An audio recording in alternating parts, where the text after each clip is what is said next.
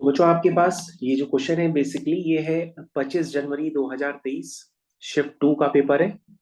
बच्चों सबसे पहले आपको यहाँ पे लगेगी कि प्रॉब्लम ये है कि लोगों को ये नहीं समझ में आता कि हम मॉड की ओपनिंग कैसे करें।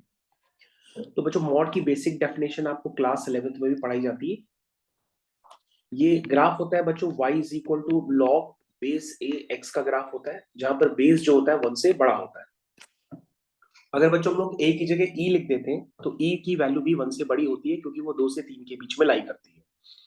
तो अगर हम log बेस ई एक्स लिखें या log बेस ए एक्स लिखें, बात एक ही है। तो बच्चों ये इसका ग्राफ होता है और ये एक्सपोनेंशियली इंक्रीजिंग होता है। और अगर आप ये पॉइंट्स लिखेंगे तो सारे पॉइंट्स आपको ये मार्क करके समझ में आएंगे। तो बच्चों आपकी जो यहाँ पे क्वेश्चन है उसमें x की वैल्यू वेरी कर रही है 1/3 से 3। तो बच्चों 1/3 कहां पर होगा? यहां पर होगा। 3 कहां पर होगा? 1 के आगे होगा। तो बच्चों अगर आप ध्यान से देखेंगे कि अगर लॉग कौन से रीजन में है, अगर लॉग रीजन में है 1/3 से 1 के बीच में, अगर लॉग आपका 1/3 से 1 के बीच में है, ध्यान से देखिएगा बच्चों, अगर लॉग जो है आपका 1/3 से 1 के बीच में लाई करता है तो उस नंबर का लॉग कैसा होगा? नेगेटिव होगा। कैसा होगा? नेगेटिव होगा। ध्यान से देखिए बच्चों, अगर आप x 1/3 से 1 के बीच में लेते हैं तो आपको लॉग कैसा दिखाई दे रहा है? नेगेटिव। और अगर मॉड के अंदर की वैल्यू नेगेटिव होती है तो बेटा उसका मॉड किससे ओपन होता है? नेगेटिव साइन से, यानी आप इसको माइनस ln x लिख देंगे।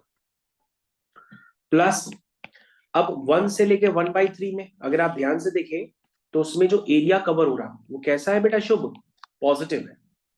तो अगर मॉड के अंदर का नंबर पॉजिटिव होता है तो उसका मॉड पॉजिटिव साइन से ओपन होगा। तो ये क्या हो जाएगा बच्चों? ये ln x dx हो जाएगा। तो इतना करना था शुभ। अब बेटा आपको ये पता होना चाहिए कि ln x का इंटीग्रेशन क्या होता है। तो शुभ आप जानते हैं कि ln x का इंटीग्रेशन क्या होता है? ये बच्चों को हमने रटवा रखा है क्लास में, आप भी रट लो। कैसे निकालते हैं इसको? मान लेते हैं फर्स्ट फंक्शन, ठीक है, और इसको मान लेते हैं सेकंड फंक्शन। कैसे करते हैं बेटा? First function integration of second function minus integration बड़ा bracket D by D X of first function integration of second function bracket close dx। ऐसे करते हैं। तो dx का x हो गया, ln x का क्या हो गया? 1/x हो गया, dx का x हो गया। तो बेटा ये कितना आ गया? x ln x minus dx का इंटीग्रेशन x होता है। तो बच्चों ये वैल्यू निकल करके आ गई। ठीक है, यहां तक क्लियर है? आपको बच्चों ये याद रखना होगा कि ln x का जो इंटीग्रेशन होता है x ln x minus x। अब बच्चों इसमें माइनस मल्टीप्लाई कर देंगे तो ये कितना हो जाएगा? x minus x ln x। और बच्चों इसमें लिमिट अप्लाई करनी है तो 1/3 से 1। फिर बच्चों अगर हम ln x पे अप्लाई करते हैं तो ln x का इंटीग्रेशन क्या है? x ln x minus x। इसमें लिमिट होगी 1 से 1/3। तो बेटा इसको सॉल्व करने की आप कोशिश करिए। सबसे पहले आप अपर लिमिट डालिए। बेटा जब अपर लिमिट डालेंगे तो ln 1 क्या हो जाएगा? 0 हो जाएगा। ठीक है, तो हो जाएगा 1 माइनस 1 इंटू ln 1। ये हो गई upper limit. Minus lower limit डालते हैं बच्चों, तो हो जाएगी 1/3 माइनस 1/3 ln 1/3। ये देखो बेटा ये हो गई upper limit minus lower limit, ये लिमिट डालना आना चाहिए। प्लस बच्चों आगे क्या लिखा है? फिर डालिए अपर लिमिट, हो जाएगा 1/3 ln 1/3 माइनस 1/3। ये बच्चों हो गया अपर लिमिट लिमिट। थ्री होगी। क्या बेटा? सर ये सेकंड वाली इंटीग्रेशन की अपर लिमिट थ्री होगी।